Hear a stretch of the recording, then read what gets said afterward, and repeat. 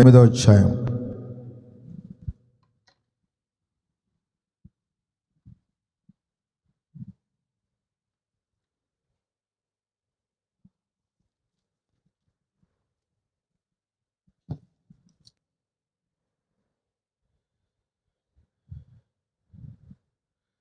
మొదటి నుంచి చదువుకుందాం.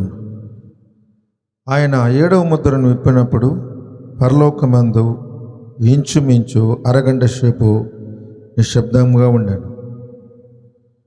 చాలా దయచేసి కూర్చున్నాం.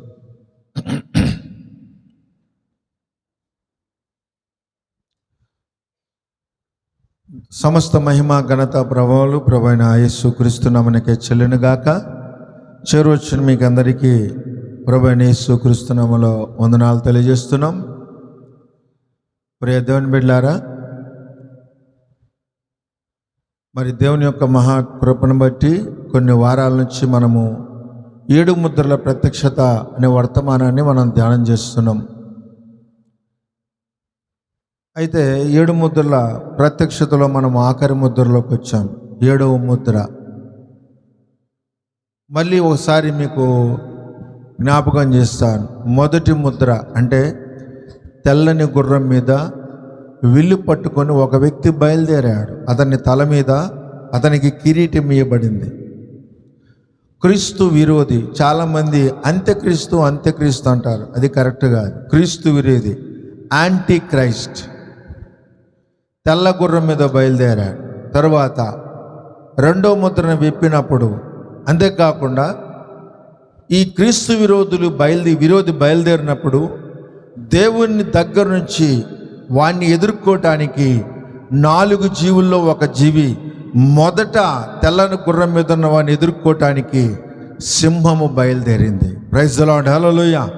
అంటే సింహం అంటే అర్థం ఏంటంటే, మొదటి శతాబ్దములో అపోస్తులు వాక్యాన్ని సింహంలాగా గర్జించారు, సింహంలాగా అద్భుత కార్యాలు చేశారు, సింహంలాగా చనిపోయిన వాళ్ళని బ్రతికించారు.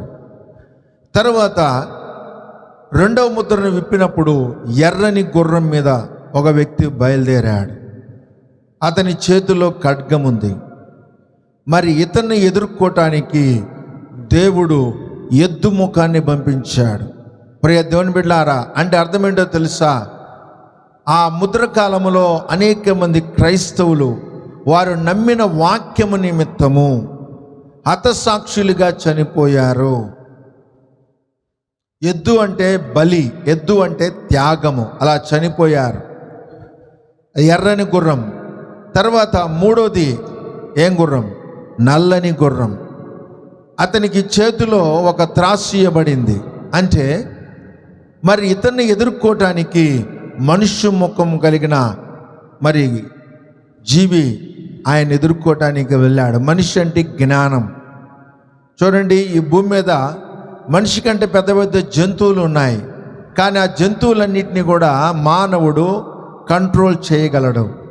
ఎందుకంటే మానవుడు తెలివిగల జంతువు అన్నాడు ప్రవక్త. వింటున్నారా? అయితే ప్రియ దేవుని బిడ్డలారా, ఎక్కడ వాళ్ళు క్రీస్తు విరోధి వాడు చేసింది ఏంటంటే, వ్యాపారం చేశాడు. భక్తి పేరుతోటి ప్రజల దగ్గర నుంచి మరి డబ్బులు విపరీతంగా తీసుకున్నాడు. అంతేకాకుండా అక్కడ ఇంకొక మాట అన్నాడు, ద్రాక్షారసమును నూనెను పాడు చేయవద్దు. నూనె అంటే పరిశుద్ధాత్మకు సాదృశ్యం, ద్రాక్షారసం అంటే ప్రత్యక్షకు సాదృశ్యం. అంటే దాన్ని తాకవద్దు అన్నాడు. అంటే చూడండి, మొట్టమొదటి శతాబ్దములో మరి పరిపూర్ణంగా దేవుని యొక్క వాక్యము, పరిపూర్ణమైన ఆది అపోస్తుల బోధన వాళ్ళు బోధించారు. అయితే అప్పుడే అక్కడ క్రీస్తు విరోధి యొక్క బోధ ప్రారంభమైంది. చూడండి, మీకు ఇంకా క్లారిటీగా అర్థం కావాలంటే ప్రకటన గ్రంథం 16వ అధ్యాయం 17వ వచనం చదవండి. ప్రకటన గ్రంథం 16వ అధ్యాయం 17వ వచనం.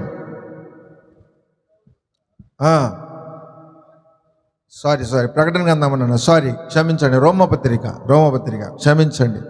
రోమపత్రిక 16వ అధ్యాయము 17వ వచనం. రోమపత్రిక 16వ అధ్యాయం 17. సహోదరులారా, చూడండి, ఆ రోజుల్లో మొదటి శతాబ్దంలో వాళ్ళు నేర్చుకున్న బోధ ఏంటంటే ఆది అపోస్తుల బోధ. ఆమేనేనా? చెప్పండి, ఏ బోధ నేర్చుకున్నారు వాళ్ళు? ఆది అపోస్తుల బోధ. చూడండి, ఈ దినమున చాలామందికి ఆది అపోస్తుల బోధ అంటేనే తెలియదు. క్రైస్తవులకి వాళ్ళు తెలిసిందంటే ఏంటో తెలుసా? వాళ్ళు వెళ్ళే చర్చి, వాళ్ళు తెలుసుకున్న బోధే. కానీ బైబిల్లో గుర్తుపెట్టుకోండి, దేవుడు బైబిల్లో మానవులకి ఇచ్చింది ఒకే ఒక బోధ, అది ఆది అపోస్తుల బోధ. నేను చాలామంది పాస్టర్లను అడిగాను, విశ్వాసులను అడిగాను, దేవుడు క్రొత్త నిబంధనలో మనకి ఎన్ని బోధలు ఇచ్చాడంటే వాళ్ళు జవాబు చెప్పలేదు. కారణం ఏంటంటే వాళ్ళు వెళ్ళే సంఘాల్లో లేకపోతే వాళ్ళకి నేర్పించిన సేవకులు బోధల గురించి వాటి గురించి నేర్పించలేదు. కేవలం వాళ్ళు నేర్చుకున్న సిద్ధాంతాలు వాళ్ళ మీద బలవంతంగా రుద్ది, ఇదే సత్యము, దీనికంటే మరి వేరేది లేదు అని వాళ్ళని ఒక విధంగా భ్రమ పెట్టారు. చదవండి, ఇక్కడ ఏమన్నాడు? సహోదరులారా, మీరు నేర్చుకున్న బోధకు వ్యతిరేకముగా భేదములను ఆటంకములను కలుగజేయవారిని, అంటే ఎప్పుడు స్టార్ట్ చేశారు వాళ్ళు? మొదటి శతాబ్దంలోనే స్టార్ట్ చేశారు వాళ్ళు. అంటే పెద్దగా స్టార్ట్ చేయలేదు, ఒక పక్క నుంచి స్టార్ట్ చేశారు వాళ్ళు. చూడండి, మానవులైన మనం పుట్టినప్పుడు చాలా చిన్నగా ఉంటాం, ఒక చెయ్యంత ఉంటాం. పెరిగితే 6 అడుగులు అవుతాం, 7 అడుగులు అవుతాం, చాలా లావు అవుతాం. అదేవిధంగా బోధ కూడా ప్రారంభంలో చాలా చిన్నగానే ఉంది. ప్రియ దేవుని బిడ్డలారా, మీరు నేర్చుకున్న బోధకు వ్యతిరేకముగా భేదములు ఆటంకములు కలుగజేయవారిని కనిపెట్టున్నాడని, వారిలోండి తొలగిపోండి, అట్టివారు మన ప్రభు అయిన క్రీస్తుకు కాక. వింటున్నారా? ఈ ఆది అపోస్తుల బోధ లేని వాళ్ళందరూ కూడా కడుపుకు దాసులు. నేను చెప్పట్లేదు, బైబిల్ చెప్తుంది. కానీ ఆశ్చర్యం ఏంటో తెలుసా? ఈ దినమున టీవీల్లో ప్రసంగాలు చేసే వాళ్ళందరికీ కూడా ఆది అపోస్తుల బోధ అంటే ఎవరికి తెలియదు. వాళ్ళకి తెలిసిందంతా ఏంటో తెలుసా? నేను అకౌంట్ నంబర్ ఇస్తాను, డబ్బులు పంపించండి. ఇది చాలా భారమైన పరిచర్య, డబ్బులు పంపించండి. మీకు అద్భుతాలు కావాలంటే డబ్బులు పంపించండి. మీ పిల్లల గురించి ప్రార్థన చేయాలంటే డబ్బులు పంపించండి. నీ కుటుంబానికి ఆశీర్వాదం కావాలంటే డబ్బులు పంపించండి. వింటున్నారా? ఆ దినమున 2వ ముద్రలో ఉన్న అదే ఆత్మ ఈ దినమున సంస్థల్లో పనిచేస్తూ ఉంది. డబ్బులు డబ్బులు డబ్బులు. ఆఖరికి మైకులు, చనిపోయిన వాళ్ళ పేర్లు చదవాలన్నా సరే డబ్బులే. డబ్బులు లేకపోతే మైకుల్లో వాళ్ళ పేర్లు చదవబడవు. డబ్బే డబ్బే డబ్బే డబ్బే. వింటున్నారా? ఆఖరికి ఫోటో దిగాలన్నా సరే, అయ్యగారు పక్కన ఫోటో దిగాలన్నా సరే డబ్బులు ఇవ్వాలి.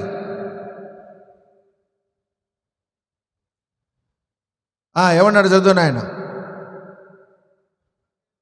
తమ కడుపునకే దాసులు, వారి ఇంపైన మాటల వల్లను ఇచ్చకముల వల్లను నిష్కపటుల మనసులను. చూడండి, చాలామంది ఏమనుకుంటారంటే, తెలివి ఎక్కువైన విశ్వాసులు ఏమనుకుంటారు తెలిసే? ఏమనుకుంటారంటే పాస్టర్లు ప్రజలను మోసం చేస్తారా?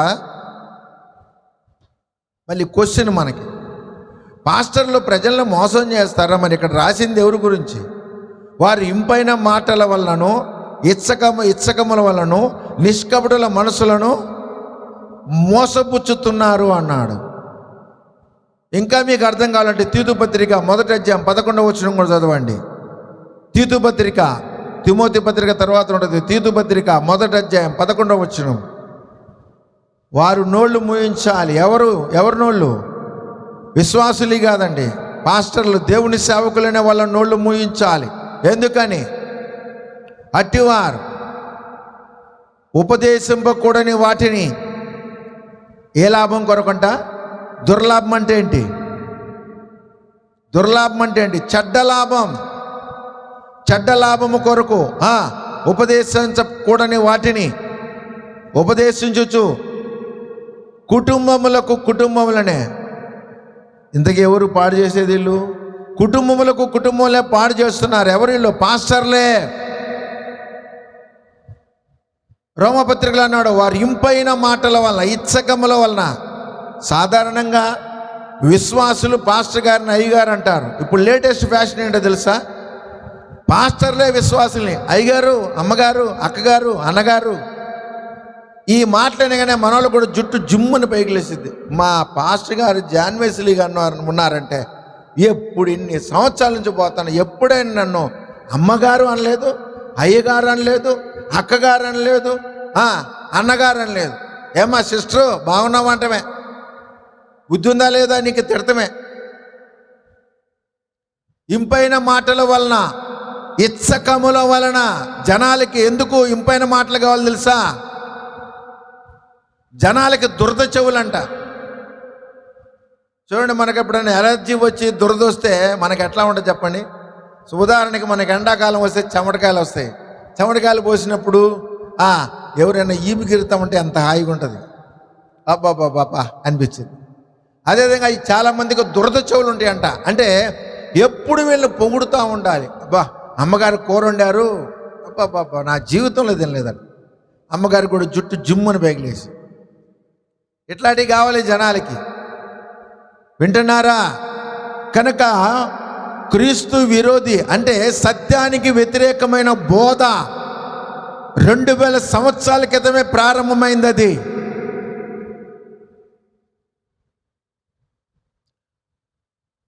కనుక మనము జాగ్రత్తగా ఉండాలి. ఆ బోధ మొదటి శతాబ్దంలో చాలా చిన్నగా ఉంది. 2వ శతాబ్దంలోకి వచ్చేలేక ఇది పెద్దదైపోయి అసలైన బోధను పక్కకు నెట్టి ఇదే ప్రపంచాన్ని ఏలటం ప్రారంభించింది. ఇదే ప్రపంచంలో ఉన్న క్రైస్తవుల్ని చంపడం ప్రారంభించింది. 68 లక్షల మంది క్రైస్తవుల్ని వాళ్ళు అధికారికంగా చంపారంట. అనధికారికంగా ఎంతమంది చంపారో మనకు తెలియదు. తర్వాత 3వది, వ్యాపారం చేశారు భక్తితోటి. మీ పాపాలు క్షమించాలంటే మీరు పాప పరిహార విక్రయ పత్రాలు కొనాలి. మార్టిన్ లూథర్ కాలం వరకు కూడా అది జరిగింది. వింటున్నారా? వాళ్ళ పాప క్షమాపణ నిమిత్తము చర్చీలు సర్టిఫికెట్లు అమ్మిని. కమ్యూనిజం రావటానికి ప్రపంచంలో కారణం ఏంటో తెలుసా? ఇటువంటి చర్చీలే. ప్రజల దగ్గర డబ్బులు దోచుకున్నప్పుడు మరి వాళ్ళలో వ్యతిరేకత వచ్చి వాళ్ళు కమ్యూనిజంను ప్రారంభించారు. మనకు దేవుడు అక్కర్లేదు, మనం చేసుకున్న డబ్బులు మన నోటి దగ్గరకు లేకుండా చర్చి లాక్కెళ్తున్నారు. కనుక మనకి దేవుడు అవసరం లేదు, చర్చి అవసరం లేదు, భక్తి అవసరం లేదు అని నాస్తికత్వంలోకి వెళ్ళిపోయారు ప్రజలు. కారణం ఏంటో తెలుసా? డబ్బులు గుంజుకుంటున్న చర్చీలు. చూడండి, జనాలు కూడా యథార్థంగా చెప్పేవాళ్ళకి ఎవరికి డబ్బులు ఇరండి. ఏ గాడికి మనలో కూడా ఏం చేయాలంటే సాంబ్రాణి వేస్తుండాలి. అమ్మా నువ్వు మంచిదానివి, అయ్యా నువ్వు మంచిదానివి, అమ్మా నువ్వు మంచిదానివి, అయ్యా నువ్వు మంచిదానివి అంటంటేనే. ఇంకా అవసరమైతే మైకులో చదవాలి. మైకులో సాగర్ గారు చర్చికి 1116 ఇచ్చారు. దేవుడు వారిని వారి కుటుంబాన్ని దీవించును గాక. పొరపాటున విక్టర్పాల్ గారి పేరు చదవాలా, ఆయన 2000 ఇచ్చాడు. తర్వాత వారి నుంచి విక్టర్పాల్ గారి ప్రార్థన మానేశారు. ఏంటంటే శేఖర్ గారి పేరేమో బైబిల్ మైక్లో చదివారు, మా పేరేమో మా మైక్లో చదవలేదు. అంటే మేమంత తక్కువ వాళ్ళమా? మేము శేఖర్ గారి కంటే ఎక్కువ 1000 రూపాయలు ఇచ్చాం. బైబిల్ ఏమో తెలుసా? నువ్వు ధర్మం చేసినప్పుడు నీ కుడి చేతికి చేసేది ఎడం చేతికి కూడా తెలియదు. మరి మైకుల్లో ఎందుకు, ఫ్యాన్ల మీద ఎందుకు, కుర్చీల మీద ఎందుకు? అడిగితే వాళ్ళు ఏమన్నా తెలుసా? అట్లా చెప్పకపోతే ప్రజలు ఇవ్వరు బ్రదరు, ప్రజలు రారు.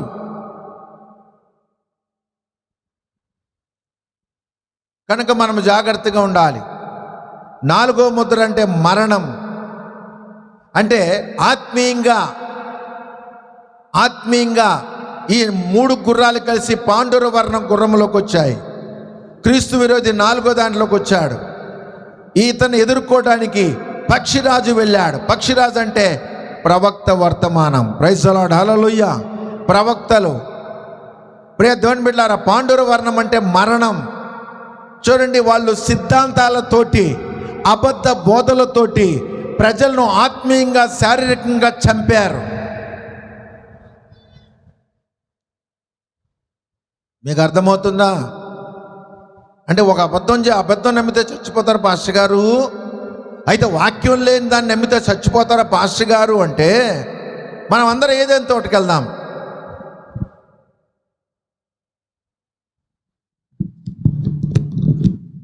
ఏదైనా తోటలో దేవుడు 2 వృక్షాలు పెట్టాడు.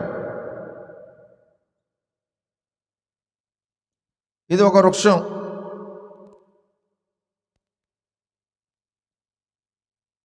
ఇది జీవవృక్షం, ఇది తినొద్దన్న వృక్షం. వింటున్నారా? దేవుడు ఏమన్నాడు? దీని పండు తింటే మీరు ఎల్లప్పుడూ బ్రతుకుతారు, దీని పండు తింటే నిశ్చయముగా చనిపోతారు. వింటున్నారా? అందరు నాతో ఉన్నారా? ఆమె చెప్పండి. గుర్తుపెట్టుకోండి, ఏదైనా తోటలో ఆ రోజున వాళ్ళకి ఆ 2 చెట్లే ఉన్నాయి, కానీ ఈ రోజున మనకి ప్రతి నిమిషం 2 చెట్లు మన ముందు ఉంటాయి. వింటున్నారా? గుర్తుపెట్టుకోండి, పెళ్ళైన వాళ్ళకి చెప్తున్నాను, నీ భార్య జీవవృక్షం, వేరే భార్యను చూసావనుకో సావటమే. ఇది పురుషులకు మాత్రం కూడా కాదు, స్త్రీలైనంతే. నీ భర్త నీకు జీవవృక్షం, నీ భర్తతో నువ్వు సంతోషంగా ఉండు. నువ్వు పోయి ఆయన ఒళ్ళో కూర్చో, అతన్ని నీ ఒళ్ళో కూర్చోబెట్టుకో, నో ప్రాబ్లం. ఇంకొక భర్తని, ఇంకొక పురుషుని వైపు చూసినా, ఇంకొక పురుషునితో అక్రమ సంబంధం పెట్టుకున్నా, నువ్వు తినొద్దన్న పండు తిన్నట్టే. You are going to die. ఎందుకు ఇది చెప్తున్నానంటే, ఈ దినమున ఫ్యాషన్ ఎక్కువైపోయింది. లేటెస్ట్ ఫ్యాషన్ ఏంటో తెలుసా? అక్రమ సంబంధాలే లేటెస్ట్, ప్రపంచవ్యాప్తంగా ఉన్న ఫ్యాషన్.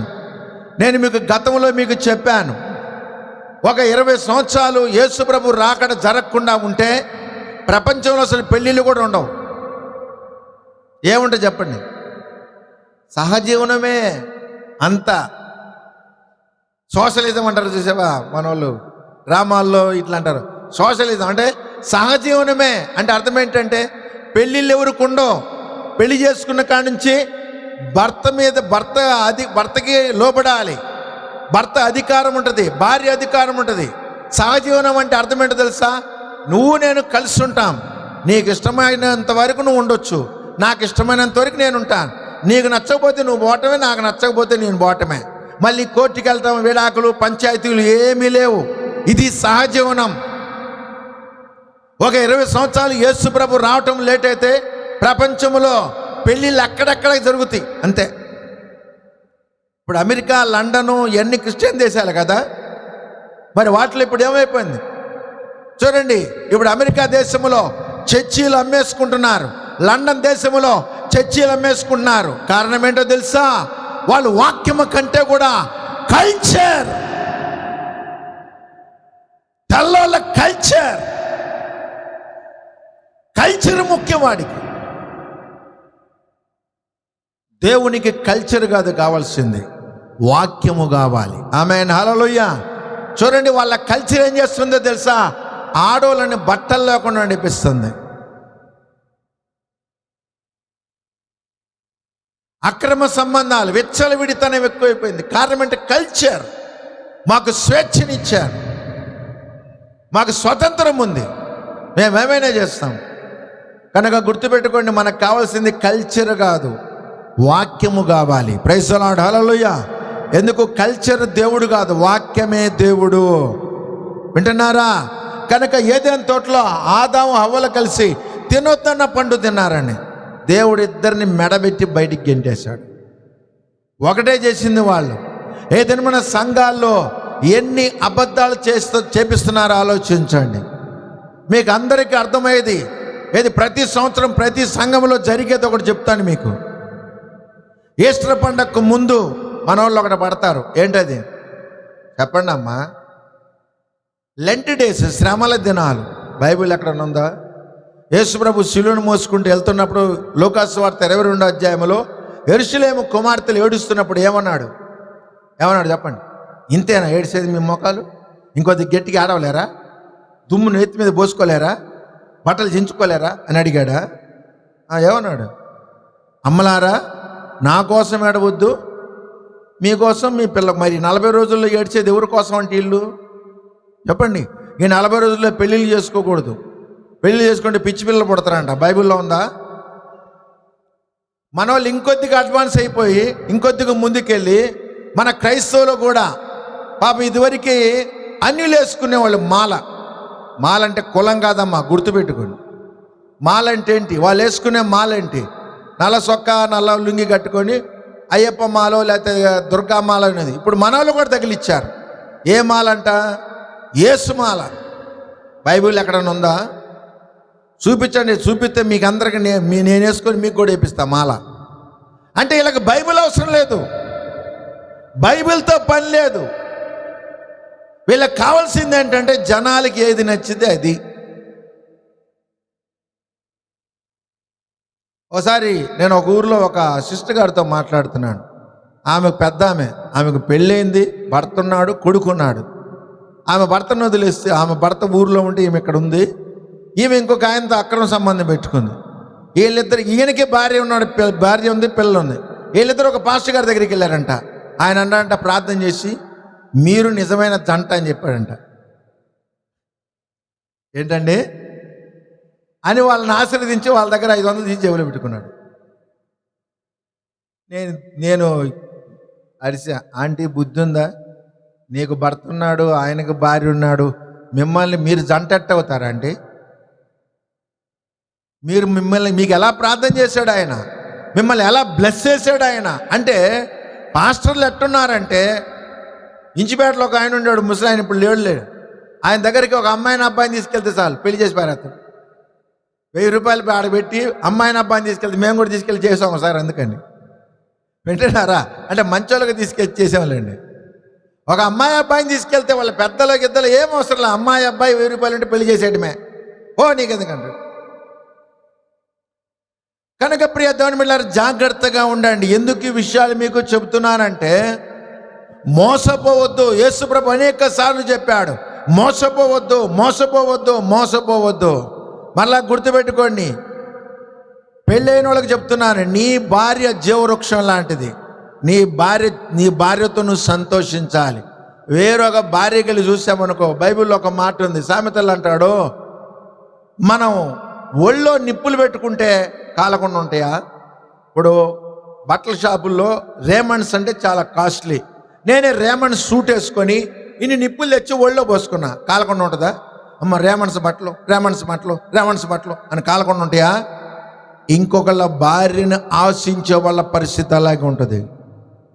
వాళ్ళకే కాదు చెప్పేది, మీకైనా సరే మీరు మీ భర్తతోనే సంతోషించాలి. సంతోషం లేకపోతే ఏడుపు మోకాలు వేసుకొని అట్టాగా ఉండాలి. అర్థమైందా? ఈయన చూస్తే నాకు ఏడుపు వస్తుంది, వాడిని చూస్తే నవ్వు వస్తుంది, ఇవన్నీ పనికిరావు. అదేవిధంగా పురుషులని, మీకు మా భార్యను చూస్తే మాకు 3 రావట్లేదు, రోడ్డు మీద పోయామని చూస్తే 3 వస్తుందంటే మూతి మీద అంటారు జనాలు. మూతి మీద అంటారు జనాలు. రేపు దేవుడు 2 కాళ్ళు పట్టుకొని నరకం వేస్తాడు. కనుక జాగ్రత్తగా ఉండండి. నీ భార్యతో సామెతలు ఇంకా క్లారిటీగా చెప్పాడు, నీ భార్య అందమైన లేడీ, ఆమెతో నువ్వు సంతోషించని క్లారిటీగా చెప్పాడు. వింటున్నారా? కనుక వేరొకటి భార్య అంటే తినొద్దన్న పండే, తినొద్దన్న చెట్టే, దాన్ని అంటుకున్నందుకు లేదా ఆ పండుని తిన్నందుకు దేవుడు ఆదాం అవ్వలిద్దరిని కూడా నిత్యత్వములోంచి కాలములోకి త్రోసివేశాడంతే. ఇప్పుడు మనందరం కాలజీవులో పడ్డాం. ఎప్పుడు చస్తామో తెలియదు, ఎప్పుడు పుడతామో తెలియదు, ఎప్పుడు ఏ రోగం వచ్చేదో తెలియదు. కారణం ఏంటి? వాళ్ళు తినొద్దన్న పండును తిన్నారు, దేవుడు చెయ్యొద్దన్నది చేశారు. మరి గుర్తుపెట్టుకోండి, ఒక్క తప్పు చేస్తేనే దేవుడు ఇంత పనిష్మెంట్ ఇస్తే, ఏదైనా మన క్రైస్తవ సంఘాలు ఏం చేస్తున్నాయి? కనుక జాగ్రత్తగా ఉండండి.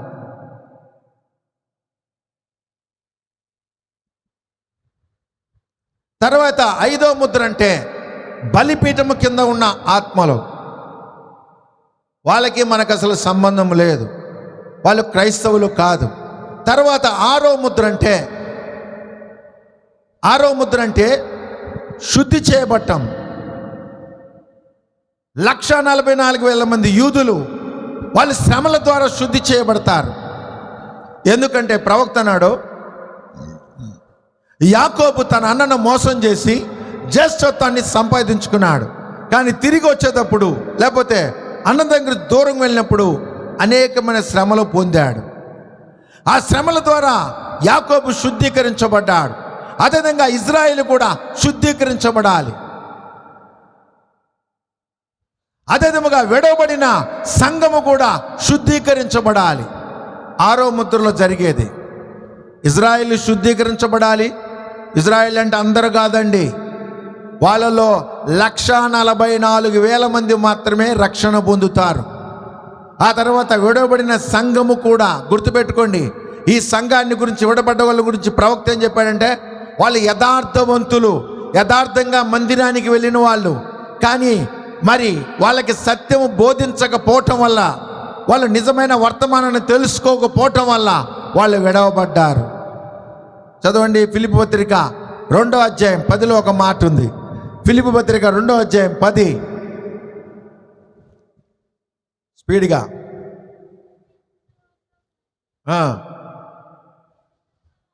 ఫిలిప్పీ పత్రిక 2వ అధ్యాయం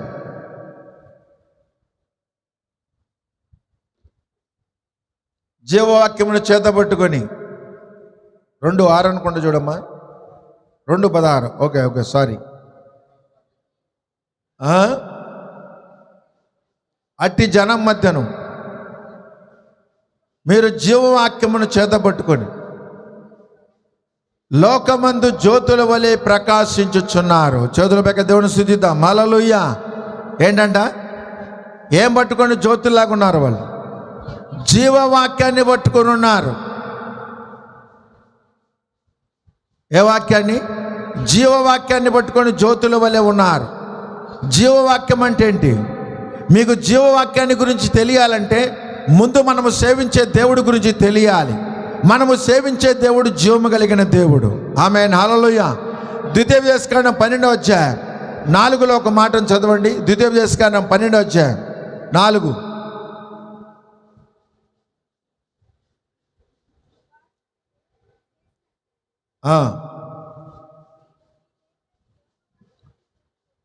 శేఖర్ మైక్లో చదువు, వినపట్లేదు.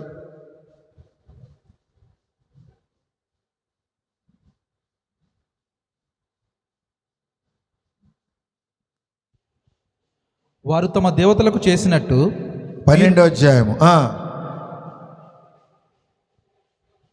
మీరు మీ దేవుడైన యెహోవాను గుర్తు చేయకూడదు.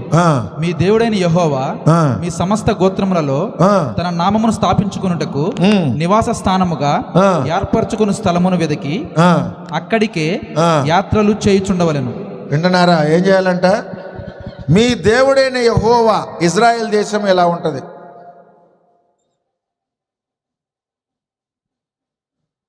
మళ్ళీ చదువుతున్నాను ఒకసారి.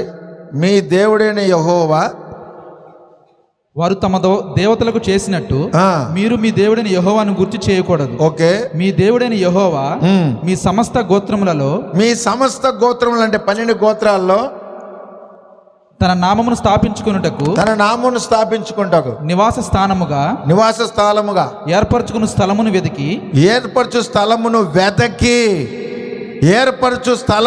వెదకి అక్కడికే యాత్రలు చేయుచుండాలి. ఉదాహరణకి దేవుడు అన్నాడు, అప్పుడు సొలొమోను మందిరం లేదు. ఏంది నాకు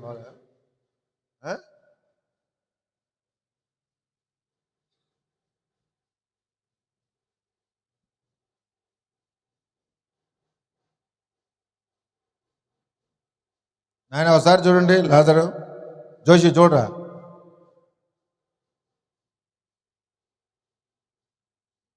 సరే, అందరూ ఒకసారి చూడండి. జీవము కలిగిన దేవుడు అంటే అర్థం ఏంటంటే, ఆయన అంటున్నాడు పాత నిబంధనలో ఐగుప్తు నుంచి వాళ్ళు మందసాన్ని, ఐగుప్తు నుంచి ఎడారిలో ప్రయాణం వేస్తున్నారు. ఎడారిలో వారికి దేవుడు ప్రత్యక్ష గుడారాన్ని ఇచ్చాడు, మందసాన్ని ఇచ్చాడు, మరి బలిపీఠాన్ని ఇచ్చాడు, అదేవిధంగా దీపవృక్షాన్ని ఇచ్చాడు. వాళ్ళు బయలుదేరి వచ్చేటప్పుడు ఇక్కడ ప్రత్యక్ష గుడారం వేశారనుకోండి, అంటే ఇది గిల్గాలు అనుకుందాం. ఇజ్రాయేల్ సంవత్సరానికి 3 సార్లు దేవుని దగ్గరికి వెళ్ళాలి. ఎక్కడున్న వాళ్ళు కూడా సచ్చినట్టు పోవాల్సిందే. మళ్ళీ ఆ తర్వాత దేవుడు అన్నాడు, గిల్గాల్ వద్దు, గిద్యోనికి వెళ్దాం అన్నాడు. గిద్యోన్ అంటే ఇక్కడ ఉంది అనుకుందాం. ఇప్పుడు ఇక్కడున్నోళ్ళు మొత్తం సచ్చినట్టు ఇక్కడికి రావాల్సిందే. వెతికి అక్కడికి వెళ్ళాలంటున్నాడు. ప్రియ దేవుని బిడ్డలారా, ఈ క్రొత్త నిబంధనలో అన్ని జల్లిన మనకు వచ్చిన సమస్య ఏంటో తెలుసా? ఈ దినమున దేవుడు ఎక్కడున్నాడో ఎవరికి తెలీదు. ఎవరికి వాళ్ళు ఒక సంఘం స్థాపించి ఇక్కడే దేవుడు ఉన్నాడు అనుకున్నారు. ఉదాహరణకి రోమన్ క్యాథలిక్లోంచి మార్టిన్ లూథర్ బయటికి తీసుకొచ్చాడు. మార్టిన్ లూథర్ బయటికి వచ్చిన తర్వాత, మార్టిన్ లూథర్ చనిపోయిన తర్వాత లూథరన్స్ ఏం చేశారంటే దాన్ని ఒక సంస్థగా మార్చేశారు. ఇంక ఇదే వాక్యం, ఇంకా వేరేది లేదు, దీనికి మించిన బోధ లేదు అన్నారు. కానీ దేవుడు అక్కడి నుంచి ఎక్కడికి వచ్చాడంటే బాప్టిస్ట్లోకి వచ్చాడు. జాన్ స్మిత్ అని ఆయన చనిపోయిన తర్వాత వీళ్ళు కూడా ఏం చేశారు, దీని చుట్టూ కంచేసి ఇక మాకు మించిన సంఘం లేదన్నారు. అక్కడి నుంచి దేవుడు పెంతెకోస్తులోకి వచ్చాడు. ఇదంతా వాక్య ప్రకారమే. అంటే గుర్తించండి, లూథర్లోంచి బాప్టిస్టులోంచి పెంతెకోస్తుకు, ఆఖరిలో ఇప్పుడు ఎక్కడికి వచ్చాడంటే దేవుడు మన వర్తమానంలోకి వచ్చాడు. ఆమేన్, హల్లెలూయా. నిజంగా వీళ్ళందరికీ నిత్యజీవం కావాలంటే వీళ్ళందరూ ఇక్కడికి రావాలి. ఆమేన్, హల్లెలూయా. అంటే వాళ్ళందరూ మన సంఘానికి రమ్మని కాదు చెప్పేది, ఈ బోధను వాళ్ళు చేర్చుకోవాలి. ఎంతమందికి అర్థమైంది?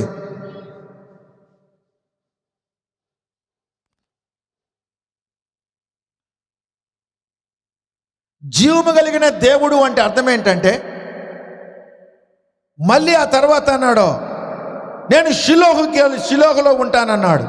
మళ్ళీ వీళ్ళందరూ చచ్చినట్టు వాళ్ళు మొత్తం ఎక్కడ దేవుడు ఉన్నాడో అక్కడికి వెతుక్కుంటా వెళ్ళాలి. జీవము కలిగిన దేవుడు అంటే అర్థం ఏంటంటే ఆయన కదులుతూ ఉండేవాడు, నడుస్తూ ఉండేవాడు, ప్రజల్లో సంచరిస్తుండేవాడు. అందుకనే ఏమన్నాడు, జీవవాక్యమును చేతబట్టుకొని. మీకు ఇంకో విషయం చెప్పాలి, యేసు ప్రభు రాకముందు, అందరు నాతో ఉన్నారా? యేసు ప్రభు రాకముందు ధర్మశాస్త్రమే జీవవాక్యం.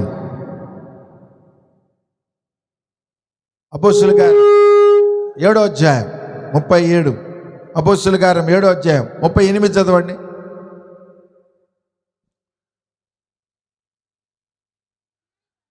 సీనాయి పర్వతం మీద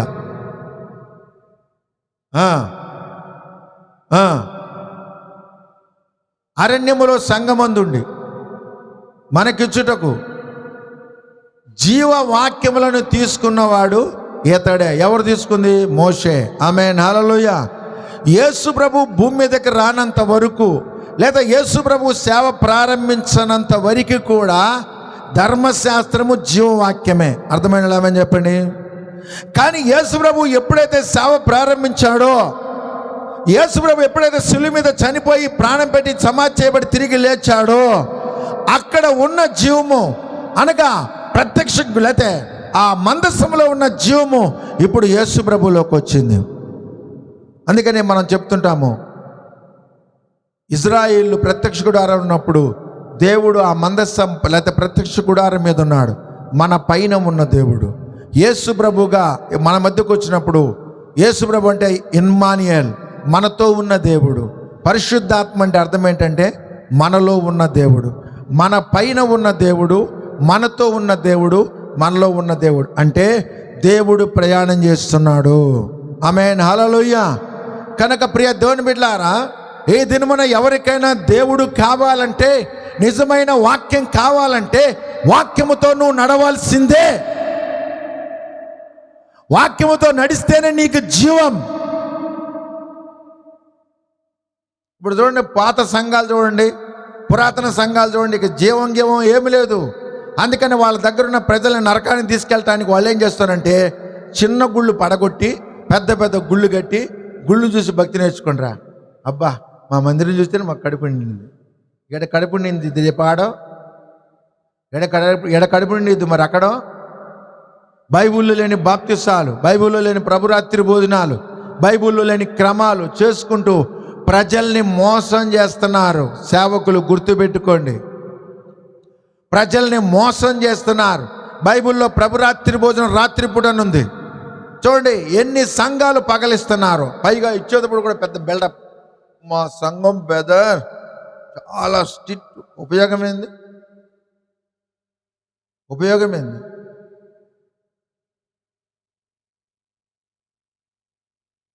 బైబిల్ క్రమం ఏది? వాక్యం ఏది అక్కడ?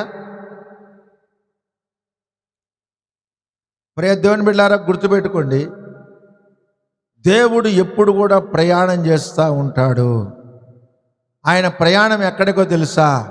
ఆయన మొదటి సంఘకాలంలో ఏ బోధ అయితే ఇచ్చాడో అదే బోధను మరలా ఆఖరిలో తీసుకొని రావాలి. ప్రైజ్ లార్డ్, హల్లెలూయా. కనుక ఆ బోధ కొరకు, ఆ బోధ దగ్గరికి ప్రజలు నడిపిస్తున్నాడు. నిజంగా వాక్యం కావలసిన వాళ్ళు, నిజంగా వాక్యము లేకపోతే దేవుడికి కావలసిన వాళ్ళు, ఆ వాక్యముతో పాటు వాళ్ళు కూడా బయలుదేరి వచ్చారు. రాని వాళ్ళు ఆగిపోయారు.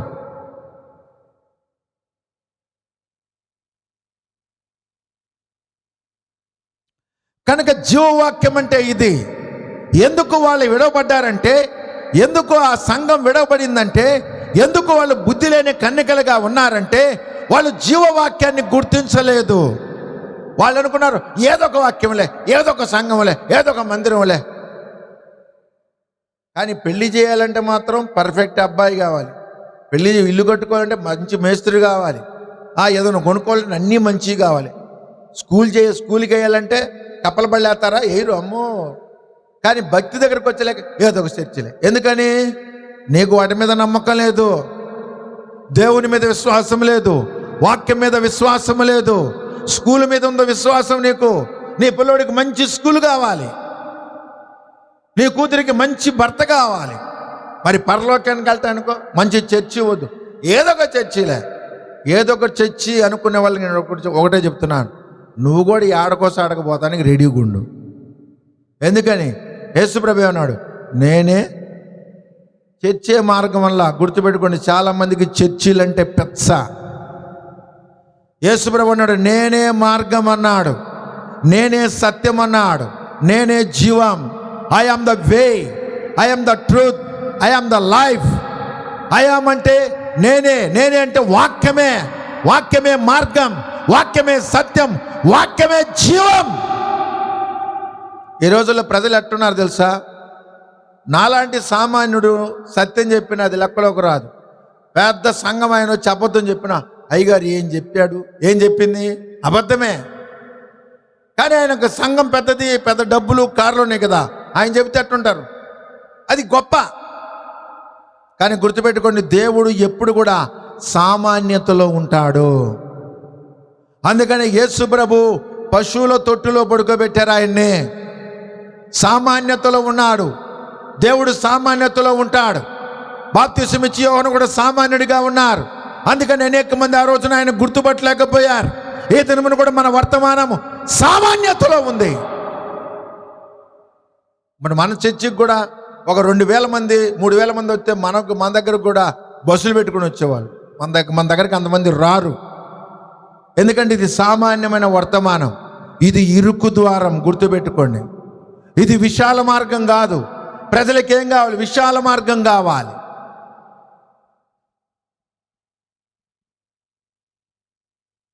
కనుక ఎందుకు వాళ్ళు విలువబడ్డారంటే జీవవాక్యాన్ని పట్టుకోలేదు వాళ్ళు.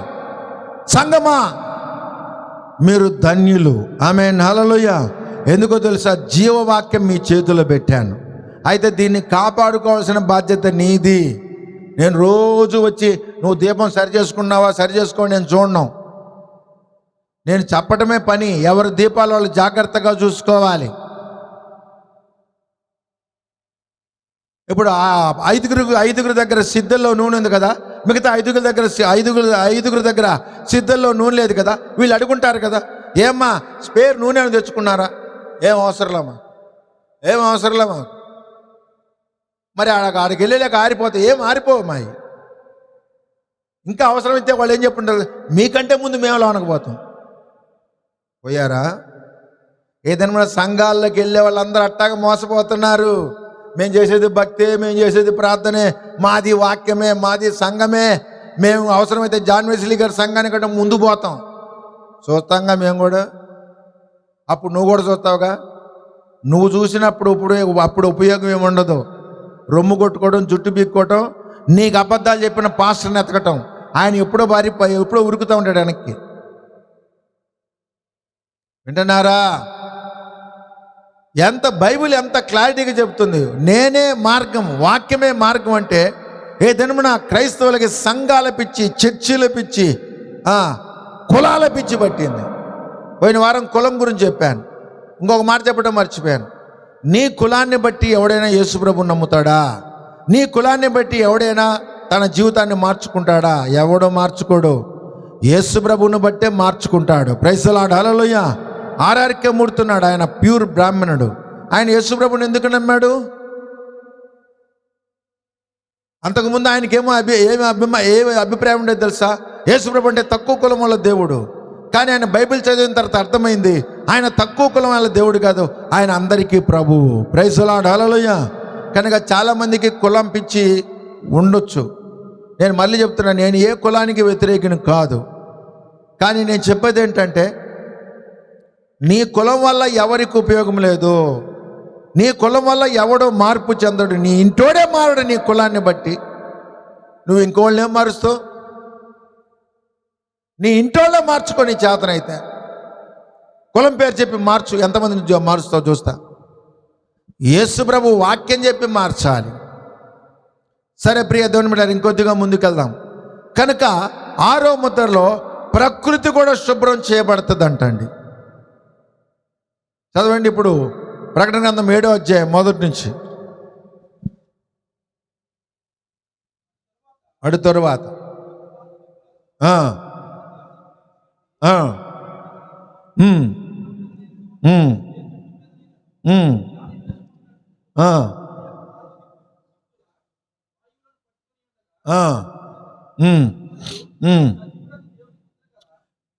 చదువు.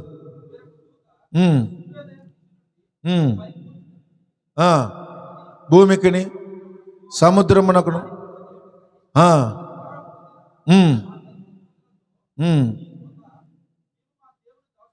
మేము మా దేవుని దాసులను వారి నొసల యందు ముద్రించే వరకు, భూమికైనాను సముద్రమునకైనాను చాలు చాలు చాలండి. చేతుల పైకి దేవుని స్తుతిద్దాం. హల్లెలూయా. వీళ్ళు ఎవరో తెలుసా? ఇజ్రాయేలీలు. ఇక్కడ ఏమన్నాడు? వాళ్ళని దాసులు అన్నాడు. గుర్తుపెట్టుకోండి, మన ప్రవక్త అన్నాడు ఇజ్రాయేళ్ళు దేవునికి దాసులంట. కానీ మనమేమైనా తెలుసా? మనము కుమారులము, కుమార్తెలము. ఆమేన్, హల్లెలూయా. ఎందుకని? మనము జన్మించాము ఆయనకి. కనుక గుర్తుపెట్టుకోండి, నువ్వు చర్చికి వచ్చినంత మాత్రం నువ్వు దేవుని కుమారుడు, దేవుని కుమార్తెవు కాదు. నువ్వు తిరిగి జన్మించాలి. నువ్వు తిరిగి జన్మించాలంటే నీ పాత ప్రాచీన స్వభావం చనిపోవాలి. నా ఇష్టం అనేది చనిపోవాలి. నేను ఇలాగే ఉంటాను అనేది చనిపోవాలి. అందుకని యేసుప్రభు అన్నాడు, గోధుమ గింజ భూమిలో పడి చనిపోకుండా ఉంటే అది ఒంటిగానే ఉంటుంది. చూడండి, చాలామంది చర్చికి వస్తారు, పోతూ ఉంటారు, వస్తూ ఉంటారు, పోతూ ఉంటారు. సేమ్ అలాగ ఉంటారు. వాళ్ళ జీవితంలో మార్పు లేదు. ఎందుకో తెలుసా? వాళ్ళు చనిపోవటానికి ఇష్టపడట్లేదు. లోక విషయాల్లో చనిపోవటానికి ఇష్టపడట్లేదు. గుర్తుపెట్టుకోండి, నువ్వు తిరిగి జన్మిస్తేనే. నికోదేమనే ఒక పెద్ద ఆయన యేసుప్రభు దగ్గరకు వచ్చినప్పుడు యేసుప్రభును పొగిడాడు ఆయన. యేసుప్రభు ఆ పొగడతలకు పడిపోలేదు.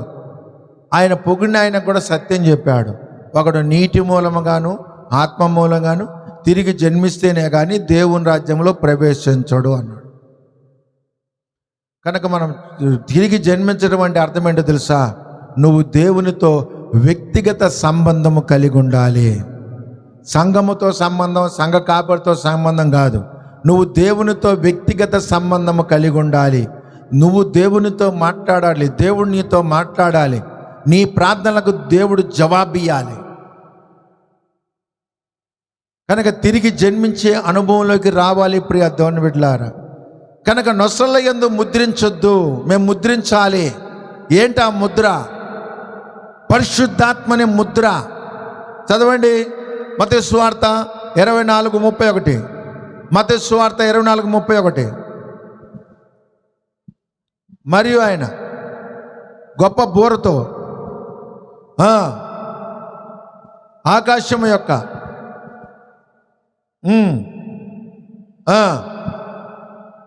ఆయన ఏర్పరచుకొనిన వారిని ఎవరు 2 దూతలను పంపిస్తాడు. లేకపోతే 2 ప్రవక్తలను పంపిస్తారు, వారే మోషే ఏలియాలు. వాళ్ళు ఇజ్రాయెల్ దేశానికి వెళ్ళి 3.5 సంవత్సరాలు వాళ్ళకి సువార్త ప్రకటిస్తారు. ఆ తరువాత వాళ్ళందరూ కూడా యేసు ప్రభుని నమ్మి రక్షణ పొందుతారు. ప్రియ దేవుని బిడ్డలారా, ఆ సమయంలో వాళ్ళు అవసరమైతే అనేకమైన శ్రమలు పొందుతారు, అవసరమైతే హతసాక్షులు అవుతారు. మరి ఆ కాలంలో ఇజ్రాయెల్ దేశము కొన్ని నిబంధనలు పాటిస్తుంది. ఆ నిబంధనలు కూడా వాళ్ళు ఉల్లంఘిస్తారు వాక్యము నిమిత్తము. కనుక వారిలోంచి 1,44,000 మంది ముద్రించబడతారు. గుర్తుపెట్టుకోండి, ఏలియా కాలంలో ఇజ్రాయెల్ దేశంలో అనేక మంది ప్రజలున్న వాళ్ళలోంచి దేవుడు ఎన్నుకుంది 7,000 మందిని మాత్రమే. అదేవిధంగా అంత్యదినముల్లో కూడా ఇజ్రాయెల్ దేశంలో కొన్ని లక్షల మంది ఉన్నా వాళ్ళలోంచి దేవుడు ఎన్నుకునేది 1,44,000 మంది యూదులను మాత్రమే.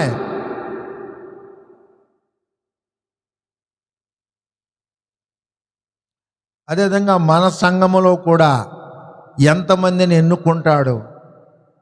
ఈ వర్తమానంలో ప్రవక్త ఒక మాట చెప్పాడు,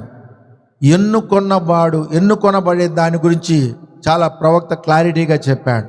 చాలామందికి నువ్వు సత్యాన్ని క్లారిటీగా చెప్తావు, యేసుక్రీస్తు నామములో బాప్తిసం గురించి చెప్తావు, దేవుని గురించి చెప్తావు, కానీ వాళ్ళు అంగీకరించరు. ఎందుకు అంగీకరించరంటే వాళ్ళు ఎన్నుకోబడిన ప్రజలు కాదు. ప్రైజ్ ది లార్డ్, హల్లెలూయా. చూడండి, యేసు ప్రభు కాలంలో శాస్త్రులు పరిసయ్యులు యేసు ప్రభు చనిపోయిన వాళ్ళని లేపుతుంటే చూశారు, గుడ్డివాడికి చూపునిస్తే చూశారు, మరి అనేకమైన అద్భుత కార్యాలు చూశారు, కానీ వాళ్ళు నమ్మలేదు. ఏ అద్భుత కార్యం చూడని సమరయ స్త్రీ యేసు ప్రభు నమ్మలేదు. ఎందుకని? ఆమె ఎన్నుకోబడిన ఆమె. ప్రైజ్ ది లార్డ్, హల్లెలూయా. ఈ వర్తమానంలో ప్రవక్త ఒక కఠినమైన మాట చెప్పాడు. దేవుడు ఎన్నికలో ఉన్నవాడు ఎప్పుడుకి వెనక్కబోడంట, ఎప్పుడు పక్క త్రోవలోకి పోడు, ఎప్పుడు పక్క చూపులు చూడడం. నీకు ఇటువంటి రోగాలు ఉన్నాయంటే నువ్వు ఎన్నికలో లేవని అర్థం. కనుక జాగ్రత్తగా ఉండండి. స్త్రీలైన మీరైనంతే దేవుని ఎన్నికలో ఉన్నవాళ్ళు ఒకసారి వెలిగించబడిన తర్వాత ఇట్ ఈస్ ఎ ఫిక్స్. విమోచన దినం వరకు దేవుడు నిన్ను పరిశుద్ధాత్మతో ముద్రించి నిత్య జీవానికని పంపించేశాడు. నువ్వు ముద్రించబడ్డావు, నువ్వు క్షేమకరంగా ఉన్నావు. మరి నువ్వు లోపల ఉన్న దాని బయట విషయాలు ఎందుకు చూస్తావు? నువ్వు చూడటానికి అవకాశం లేదు. అయితే నువ్వు బయట విషయాలు చూస్తున్నావు అంటే అర్థం ఏంటంటే నువ్వు దేవుని ఆత్మ చేత ముద్రించబడలేదు. అందుకని నీకు లోక విషయాలు కావాలి, ఆ ఇంటి ముచ్చట్లు కావాలి, ఈ ఇంటి ముచ్చట్లు కావాలి, ఎవరి ఇళ్లలో ఏం జరుగుతుందో కావాలి నీకు.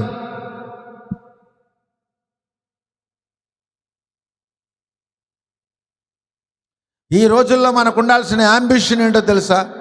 నేను నిత్య జీవానికి ఎలా పోవాలి, నా పిల్లల్ని ఎలా తీసుకెళ్ళాలి, నా భర్తను ఎలా తీసుకెళ్ళాలి, ఇంతే. ఇది కాదు చాలామందికి. మనం లైఫ్ ఎంజాయ్ చేయాలి. ఎంజాయ్ చేయాలంటే సక్రమంగా ఎంజాయ్ చేయండి, అక్రమంగా కాదు.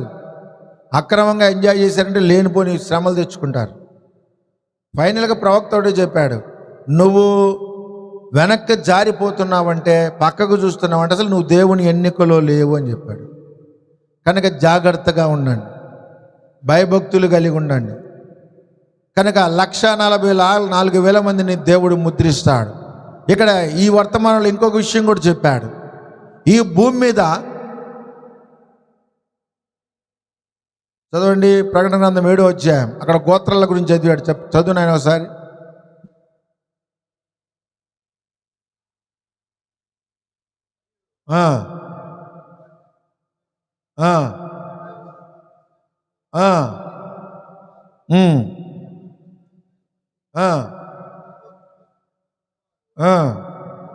ఓకే.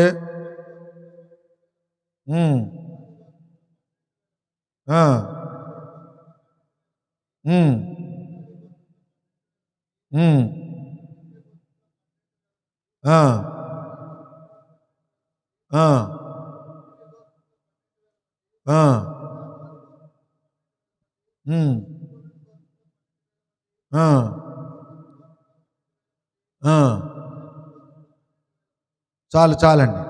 ప్రియ దేవుని బిడ్డలారా, ఇక్కడ ఒక విషయం గమనించాల్సింది ఏంటంటే, ఇజ్రాయిలు మొట్టమొదటి రాజ్యముగా అయిన తర్వాత మొట్టమొదటి రాజు ఇజ్రాయిల్కి సౌలు తర్వాత దావీదు తర్వాత సొలొమోను తర్వాత ఇజ్రాయిల్ దేశాన్ని దేవుడు 2 ముక్కలు చేశాడు, 2 భాగాలు చేశాడు. యెరోబాము అనే వాడికి 10 గోత్రాలు ఇచ్చాడు. సొలొమోను కుమారుడైన రెహబాముకు 2 గోత్రాలు ఇచ్చాడు. అయితే ఇందాక మీకు చెప్పాను, ఇజ్రాయిలు సంవత్సరానికి 3 సార్లు దేవుని మందిరానికి వెళ్ళి దేవుని ఆరాధన చేయాలి. అప్పుడు సొలొమోను దేవాలయం ఎక్కడుందంటే యెరూషలేములో ఉంది. యెరూషలేం ఎక్కడుందంటే యూదా ప్రాంతంలో ఉంది. అంటే ఈ 10 గోత్రాలలో సంవత్సరానికి 3 సార్లు ఇక్కడికి పోయి రావాలి. ఈ యెరోబాము అనేవాడు ఒకరోజు బయట కూర్చొని చూస్తూ ఉంటే మన వాళ్ళు సంచులు తగిలించుకొని పోతా ఉన్నారు. ఈయన అడిగాడు, రాజుగారు కనపడి, రాజుగారు వందనాలన్న, ఏడకి పోతున్నారన్న. ఇదేందండి, మనము దేవుని మందిరానికి వెళ్ళి దేవుని మొక్కుకొని ఆరాధన చేసి రావాలి కదా. సంవత్సరానికి ఎన్నిసార్లు వెళ్తారో? 3 సార్లు వెళ్తారు. అందరూ కుటుంబాలు వెళ్తారు, అందరూ వెళ్తాం. అప్పుడు ఇతనికి ఒక ఐడియా వచ్చింది. సంవత్సరానికి 3 సార్లు వీళ్ళు అక్కడికి వెళ్తున్నారు. అది ఎవరి పరిపాలన కింద ఉంది?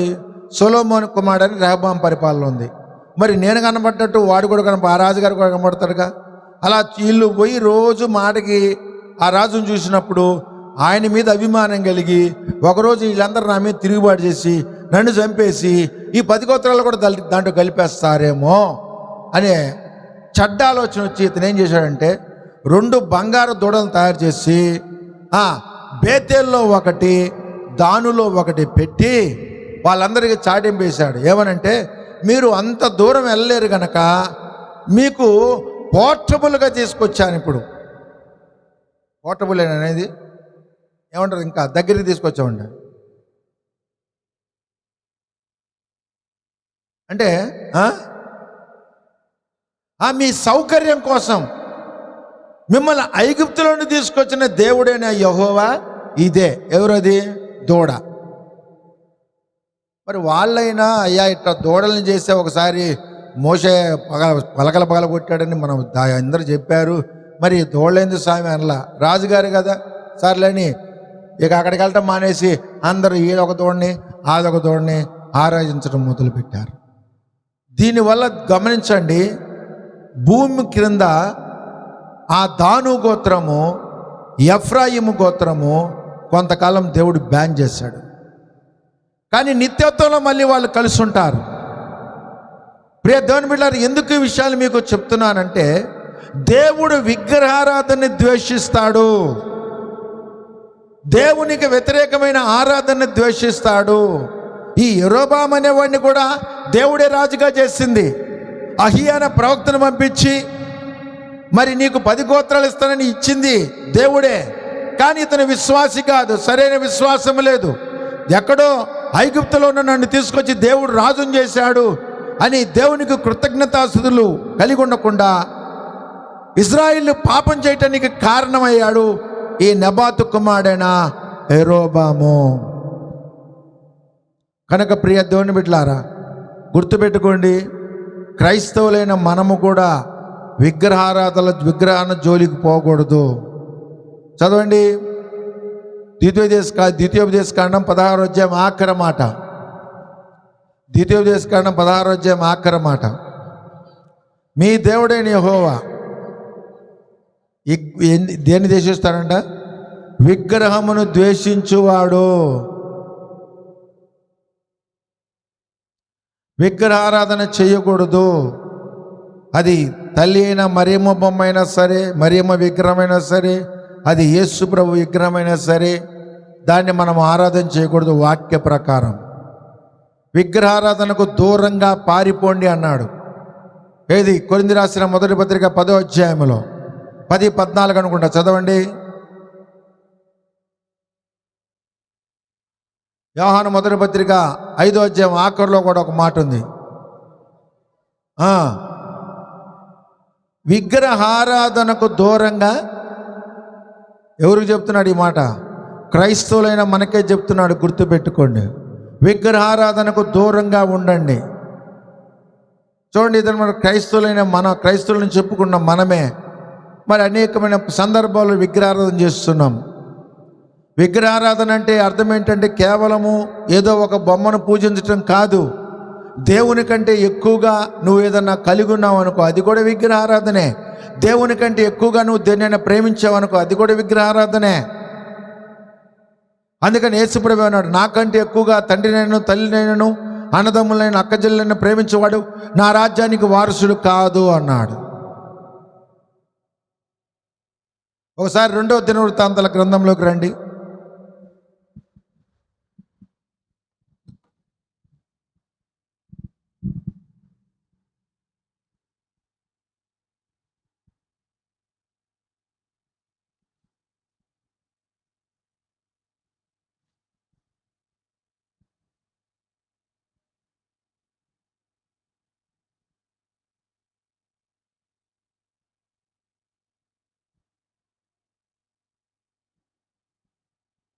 15వ అధ్యాయం 15.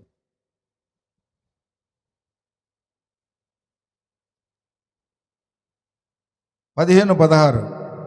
ఇక్కడ ఒక రాజుగారి తల్లి ఒక కార్యం చేసింది. ఏంటో చూడండి. ఆసా అనే ఒక భక్తి కలిగిన రాజుకి ఒక తల్లి ఉందంట. ఆమె పేరేంటి? మైకా. మైక్ కాదు, మయక. ఆమెకు ఒకరోజు బ్రహ్మాండమైన ఐడియా వచ్చింది. ఆయన కుమారుడు చక్కగా భక్తి కలిగి దేవుని మార్గం నడుస్తుంటే ఏమి ఇంకా ప్రోత్సహించకుండా ఎక్కడి నుంచో ఒక ఇంపోర్టెడ్గా ఒక అందమైన ఒక విగ్రహాన్ని తెచ్చి ఆడబెట్టిందంట. పెట్టి ఏం చెబుతుంది అందరికీ, దీన్ని కూడా ఆరాధన చేయండి. ఈ సంగతి రాజుగారికి తెలిసింది. రాజుగారు ఏం చేశాడు? అసహ్యమైన ఒక దేవతా స్తంభాన్ని నిలిపిందంట.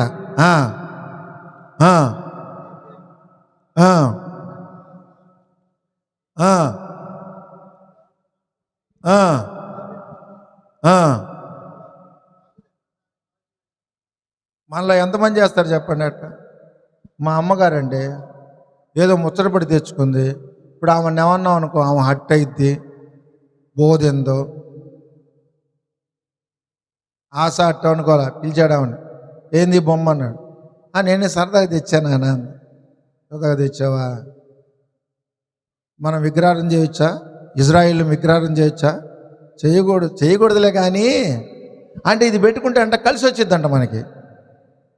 ఎవరు చెప్పాడు నీకు? సైనికుల్ని పిలిచి దీన్ని పగలగొట్టండి అన్నాడు. పగలగొట్టించి ఈ రోజు నుంచి నువ్వు ఇట్లాంటి పని చేసినందుకు నీకు ఒక పనిష్మెంటు. ఇప్పటి వరకు నువ్వు నా తల్లి అనే గౌరవంతో ఒక పదవి ఇచ్చా నీకు. ఏమని ఇచ్చాడు?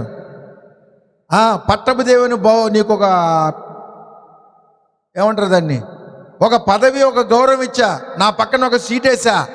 సీటు కూడా తీసిపో. ఇంకెప్పుడు నాకు కళ్ళపడగాకు, ఇక్కడ సభలోకి రాగాకు. పోయి ఇంట్లో పడి ఆడే ఉండు. ఇంకొకసారి ఇక పట్టవు దేవి గెత్తవు దేవి అన్నావు అనుకో, మర్యాద ఉండదు, అవుట్. పంపించేశాడు తల్లిని. మరి తల్లిదండ్రులు సన్మానించమని బైబిల్లో ఉందిగా, మరి ఇదేంది? సన్మానించవచ్చు తల్లిదండ్రుల్ని మంచి పని చేసినంత వరకు. ఆమేన్, హల్లెలూయా. మీ నాన్న బీరు తెచ్చి తాగవంటే చెప్పండి. మా నాన్న బైబిల్ ఏం చెప్తుంది? తండ్రిని ప్రేమించమన్నాడు, ఇటీనానా అని చెరువు గ్లాసులో పోసుకొని తాగాకండి. మంచిది చెబితే సన్మానించండి, మంచిది కాదనుకో. ఇప్పుడు ఆయనకి ఆమె తల్లి అంటే గౌరవం లేదా?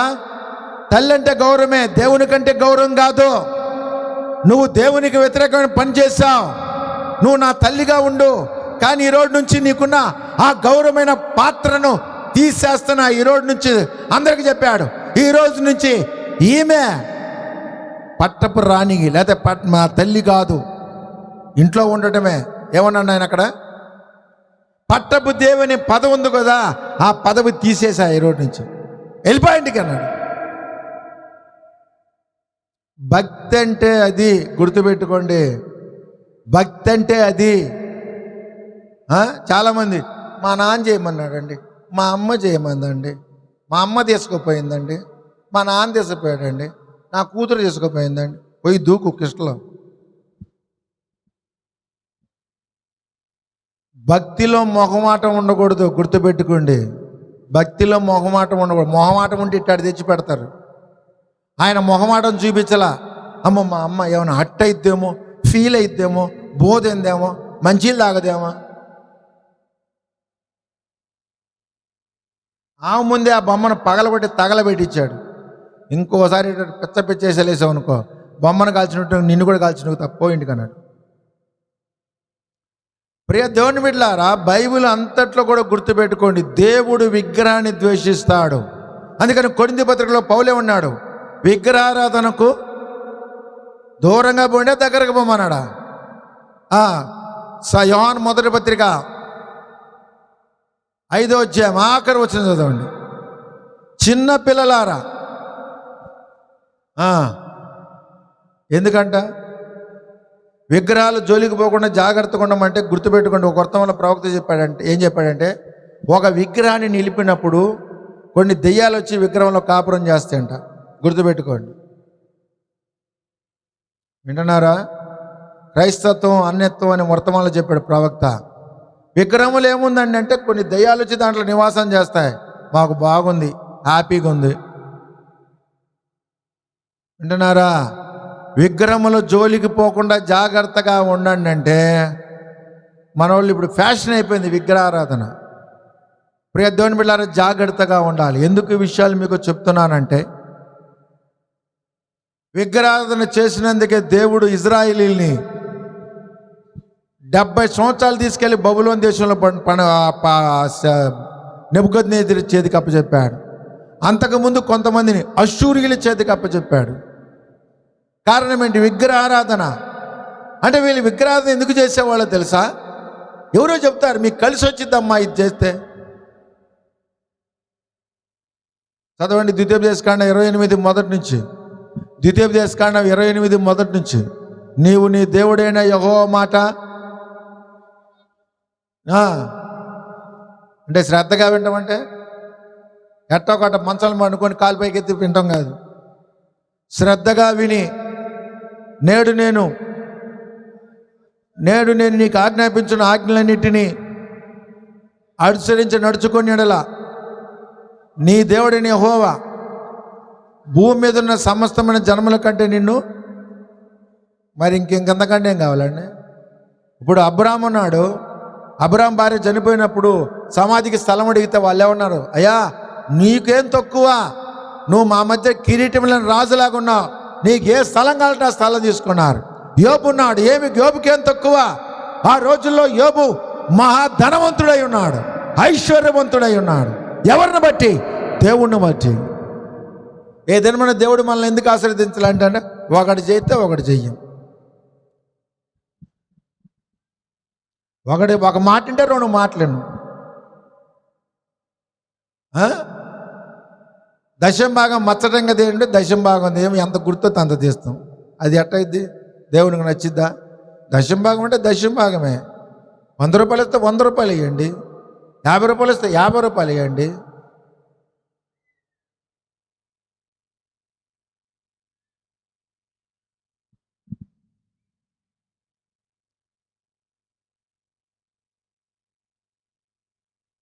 మరి ఎందుకు మనం అంటే ప్రజలు ఏమనుకున్నారంటే మన దేవుడు ఆశీర్వదించారు అంటే రైట్ వే నడవటం మనకు చేత కాదు కనుక రాంగ్ వేలో వెళ్దాం అనుకున్నారు. కానీ రాంగ్ వేలో వెళ్తే ఏం చేస్తాడు? దేవుడు వాళ్ళని తీసుకెళ్ళి బబులోను దేశంలో 70 సంవత్సరాలు పెట్టాడు. ఊరది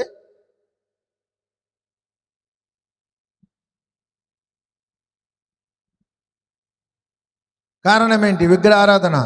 అష్షూరీయుల చేతికి అప్పచెప్పాడు దేవుడు. కారణం ఏంటి? విగ్రహారాధన.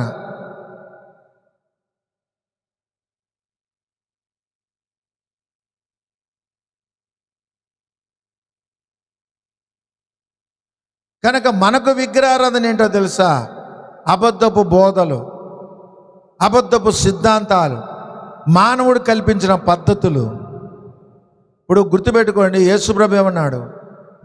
నేనే మార్గము, నేనే సత్యము. అంటే వాక్యమే. వాక్యములో ఏముంది? జీవం ఉంది. ఆమేన్, హల్లెలూయా. వాక్యములో ఏముంది? జీవం ఉంది. వాక్యములో ఏముంది? మార్గం ఉంది. వాక్యములో ఏముంది? సత్యం ఉంది. ఇంకొక మాట చెప్పంటారా, వాక్యములో ఆహారం ఉంది. ఇప్పుడు యోసేపు ఉన్నాడు పాత నిబంధనలో, యోసేపు ఐగుప్తులో ఉన్నాడు.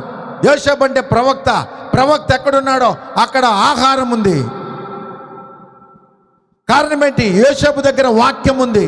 యోసేపు దగ్గర దేవుడు ఉన్నాడు. నీ దగ్గర వాక్యం ఉంటే దేవుడు నీకు ఆహారం ఇస్తాడు.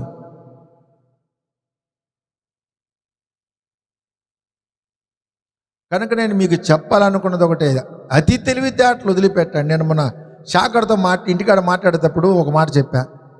శాఖరు మా అన్నదమ్ముల్లో లేదా మా బంధువుల్లో నేనే బాగా తెలివిలేని ఉన్నాయ్యా, కాకపోతే ట్విస్ట్ ఏంటో తెలుసా అని చెప్పా. ఏందన్నాడు, నా సంఘం నిండా తెలివిగలవాళ్ళే.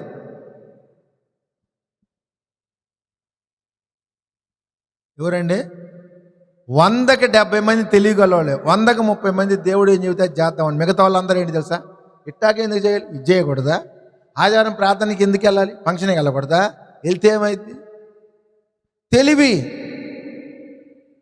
వింటున్నారా? నేను అదే బాధపడతా. నేను తెలివిలోనండి అయితే నా సంఘం నిండా ఉన్న వాళ్ళు మొత్తం మా తెలివి గలవాళ్ళండి, మా ఊళ్ళోళ్ళు కాదు. తెలివి అంటే ఏంటో తెలుసా? తెలివి అంటే వీళ్ళు అనుకుంటారు వాక్యానికి తగలకుండా, దెయ్యానికి తగలకుండా మధ్యలో చేద్దాం, ఇది తెలివి అంటే. కానీ గుర్తుపెట్టుకోండి, దేవుని దగ్గర ఉంది, పరలోకం ఉంది, నెక్స్ట్ నరకమే ఉంది, మధ్యలో ఇంకా గ్యాప్లు ఏమి లేవు. నువ్వు అనుకోవటం నేను తెలివిగా పోతున్నానని. తెలివిగా పోయేదేం లేదు. వాక్యం పక్కనే ఉందంటే నరకమే ఉంది, వాక్యం పక్కనే ఉందంటే పాతాళమే ఉంది, వాక్యం పక్కనే ఉందంటే దెయ్యమే ఉంది. గుర్తుపెట్టుకోండి. కనుక కొద్దిగా రిస్క్ అయినా కష్టంగా ఉన్న వాక్యం చెప్పింది చెయ్యండి, వాక్యానికి లోబడండి, వాక్యాన్ని ప్రేమించండి, వాక్యాన్ని వెంబడించండి. అప్పుడు మీ జీవితాల్లో కార్యాలు జరుగుతాయి. మనకు ఒకటి ఉంటే 2 ఉంటే 2 ఉంటే 3 ఉంటలే. కారణం ఏంటంటే మనం సరిగా లోబడం, సరిగా మాటనం, సరిగా ప్రార్థనకు రాం. ఎందుకుంటాయి మరి? ఎందుకుంటాయి? తెలివి ఎక్కువ మనకి. తెలివి అంటే ఏంటో తెలుసా? వాక్యం చేయకుండా పక్క నుంచి వెళ్తాం అన్నమాట. అంటే నువ్వు వాక్యం చేయకుండా పక్క నుంచి వెళ్తాంటే దేవుడు చూస్తూ ఉంటాడు, అబ్బా భలే తెలివమ్మని. దారిలో కంప నవ్వుతాడు దేవుడు. ఆ కంపలో చిక్కుని కుయ్యో మొర్రు అని ఆకలిలో వేసాయి అంటావు.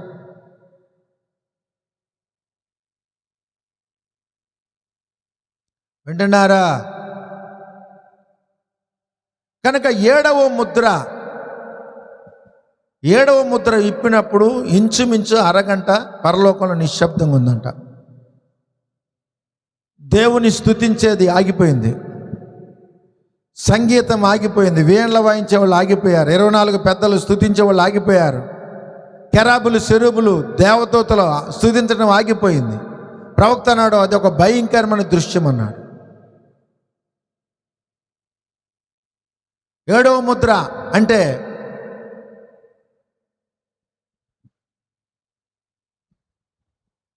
ప్రవక్త ఏం చెప్పాడో చూద్దాం.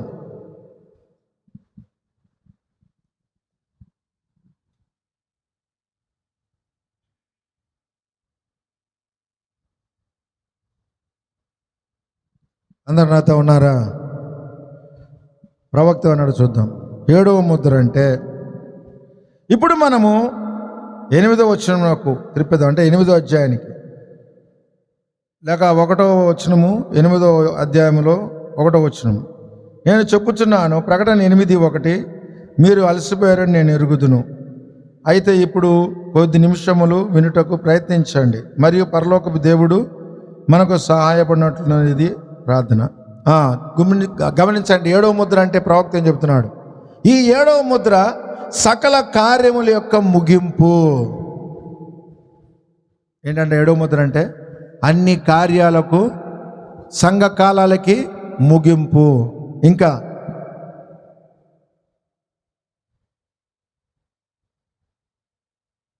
7 ముద్రల గ్రంథంలో రాయబడిన కార్యములు ముద్రింపబడి జగత్తుకు పునాది వేయబడక ముందే ఆ విమోచన పథకము అవన్నీను ప్రతిదియు ముగింపబడను. అంటే ఈ 7 ముద్రలు అనేది ఇక్కడ నుంచి ప్రారంభం కాలేదండి, ఆది కాలం నుంచే ప్రారంభమైనంట.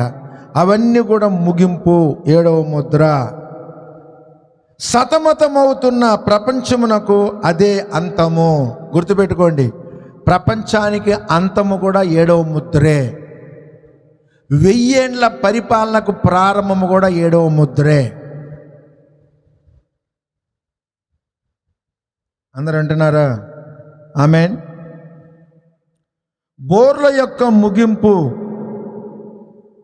7వ ముద్ర అంటే ఏంటి? 7 బోర్ల మోగుతున్నాయి కదా, దాని యొక్క ముగింపు కూడా 7వ ముద్ర. పాత్రల యొక్క ముగింపు, పాత్రల యొక్క అంతము, భూమికి అది అంతముగా ఉన్నది, అది కాలము యొక్క ముగింపు కూడా. కాలం అన్నది ముగించబడును. పరిశుద్ధ గ్రంథము కూడా ఆ విధంగానే చెప్పుచున్నది. 7వ ముద్ర అంటే ఏంటంటే అండి, కాలానికి చెప్పండి, కాలానికి ముగింపు అంటే ఏంటి? ఇంకా కాలం ఉండదు, నిత్యత్వమే. 1000 ఏండ్ల పరిపాలనకు ప్రారంభము.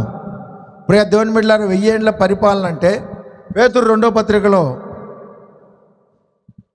పరిశుద్ధాత్మ ద్వారా పేతురు అంటున్నాడు, దేవుని దృష్టిలో 1000 సంవత్సరాలు ఒక దినం అంట.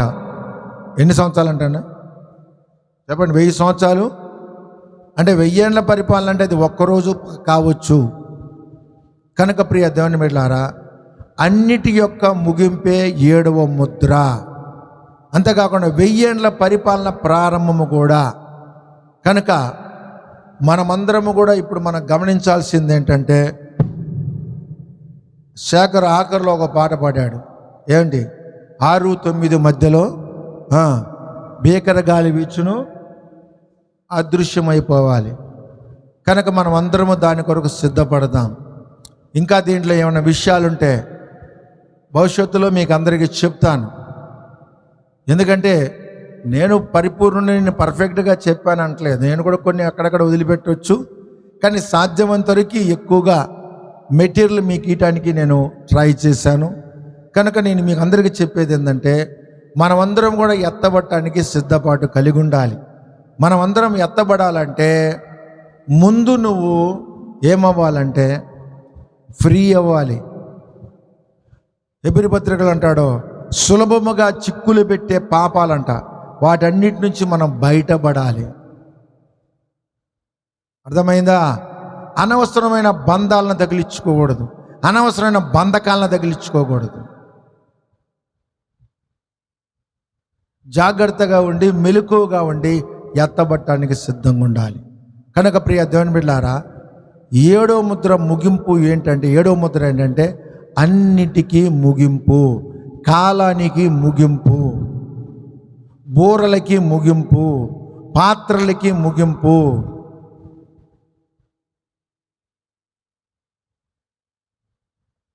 సంఘ కాలాలకి ముగింపు, 1000 ఏండ్ల పరిపాలనకు ప్రారంభం. అందరూ లేచి నిలబడదాం. దేవుడు తన పరిశుద్ధమైన మాటలు మనసులో ముద్రించి దీవించును గాక.